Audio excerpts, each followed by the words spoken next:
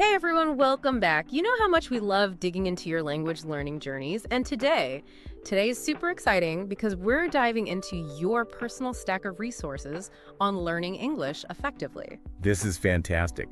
I love getting to see what resources people are using, and I have to say, you've gathered some really insightful articles and guides here. You're telling me I was impressed, and you know what really struck me?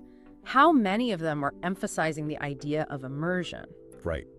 It makes sense, though, doesn't it? Right. Like, think about how we all learned our first language. It wasn't through textbooks and grammar drills. It was through constant exposure and interaction. Exactly, but when people hear immersion, they often think, oh no, am I supposed to pack my bags and move to London tomorrow? But that's not what these articles are suggesting, is it? Not at all. They're talking about creating an English-speaking environment wherever you are, which is totally doable. Like one of these articles, Fluent in Film, had this really cool suggestion about using subtitles. Have you heard of this? Yeah. Oh, absolutely. It's a classic for a reason. Starting with English subtitles on movies or shows you already enjoy can be a really effective way to ease into immersion. Right, because you're already engaged with the content, so you're naturally picking up new words and phrases without even realizing it. Exactly. And as you get more comfortable, you can even start turning off the subtitles for parts of the movie or show, just to challenge yourself a bit. And it's funny because I noticed a similar approach in one of your articles, Speak Up to Level Up, but this time it was about speaking practice. Ah, yes. The good old record yourself speaking trick. Do you ever do that? I'll be honest, I used to be terrified to listen back to my own voice, but I've actually started incorporating it into my language learning routine. And oh my goodness, it is eye-opening. Isn't it? It's like we often have no idea how we actually sound until we hear it played back to us. And the best part is, once you get over that initial fear, it can be incredibly helpful for pinpointing areas for improvement. Like, are you hesitating a lot? Are there certain sounds you're struggling with? Exactly. And that's where the magic happens, because you can then target those specific areas and work on them more intentionally. Right.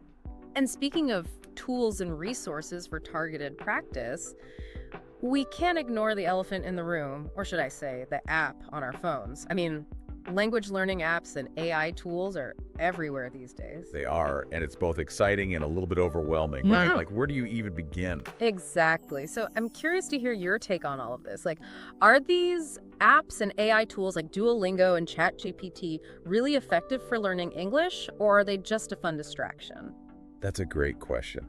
And honestly, I think it's a bit of both. These tools can be absolutely fantastic supplements to your learning, but they shouldn't be the only thing you rely on. That makes sense, right? Like, you wouldn't want to only use a hammer to build a house. You need a whole toolbox. Exactly. Think of these apps and AI tools as really cool power tools.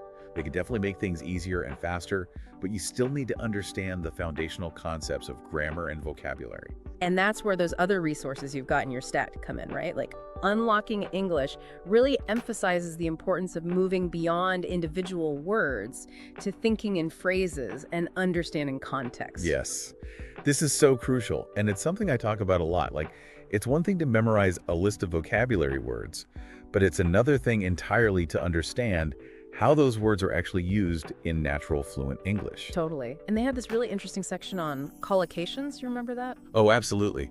Collocations are so important for sounding more natural and native-like in your English. It's those little groups of words that tend to go together. Like strong coffee versus powerful coffee. Exactly. Or make a mistake versus do a mistake. These small distinctions might seem insignificant, but they make a world of difference in how fluent you sound. Right.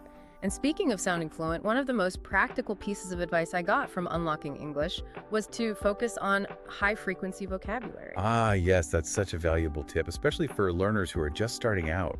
Because, let's be honest, you don't need to know a million fancy words to hold a basic conversation, right? Exactly.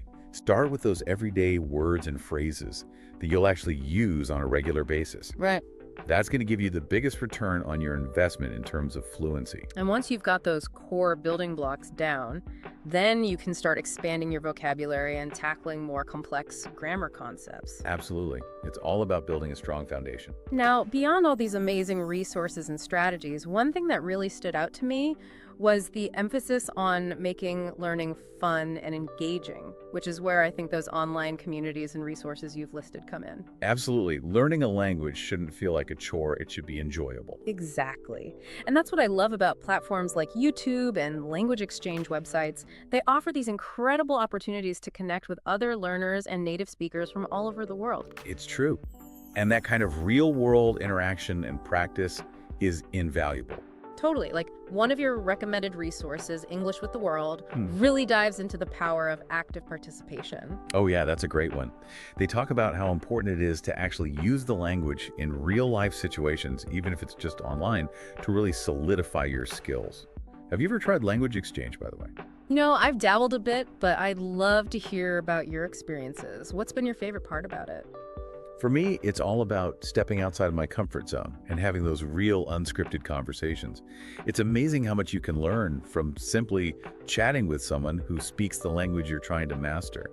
And often, you end up making new friends along the way, which is a fantastic bonus. I love that. It's like you're not just learning a language, you're connecting with other cultures and perspectives. Precisely. And that's what makes this whole language learning journey so enriching.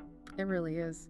So, as we wrap up our deep dive today, I'm curious, what's one thing from all of these resources that you feel inspired to try in your English learning journey today? There are so many great options to choose from.